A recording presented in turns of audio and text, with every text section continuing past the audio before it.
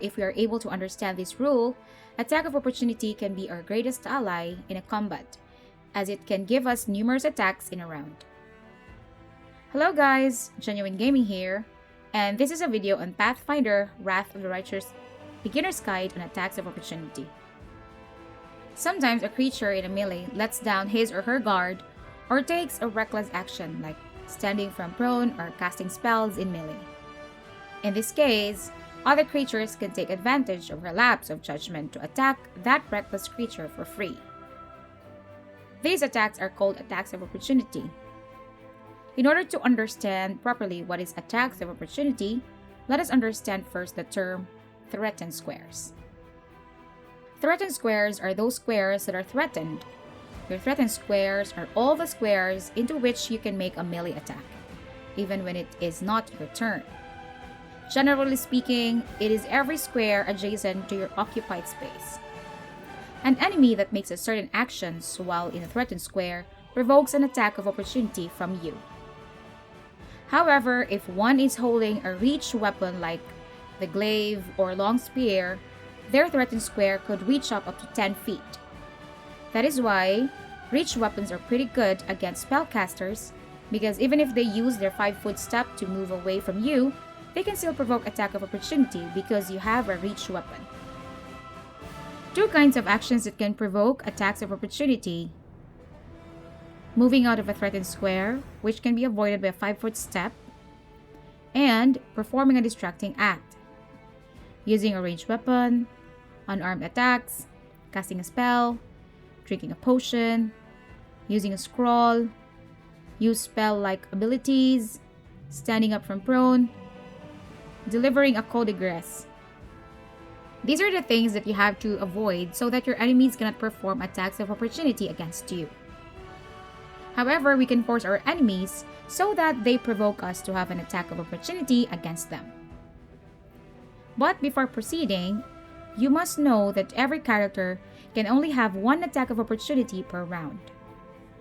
However, we can increase that with a feat called Combat Reflexes, which adds our dexterity modifier to the number of attacks of opportunity you can make in a round. Take for example, your rogue has a dexterity score of 20, which has a +5 modifier. With Combat Reflexes, you can make 6 total attacks of opportunity in a round given such opportunities. Example of feats that aids us gain attacks of opportunity: Outflank. Aside from increasing your flanking bonus and attack rolls to +4, it also provokes an attack of opportunity from your ally whenever you score a critical hit. Trip. If successful, you can knock your enemies into prone, and so when they stand up, they provoke an attack of opportunity. An improved form of this feat is Improved Trip, which, if successful, the creature that you trip immediately provokes an attack of opportunity.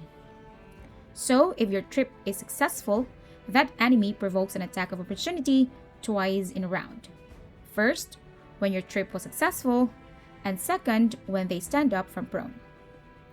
Usually, ranged weapons cannot provoke attacks of opportunity, but with the following feat, they can be deadly when enemies provoke attack of opportunity.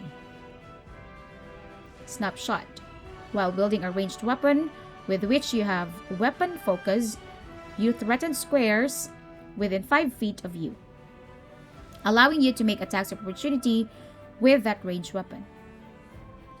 Improved Snapshot gives you an additional 5 feet with Snapshot, making your threatened square up to 10 feet. Your companion Lan is best to equip with this feat since he has Combat Reflexes in level 1. One great thing about attacks of opportunity is that you always base your attack rolls on your highest base attack bonus, giving more chance of hitting your enemies. That's about my tips on utilizing attacks of opportunity. Do you have any tip that you want to share on attack of opportunity? I would love to know your tip.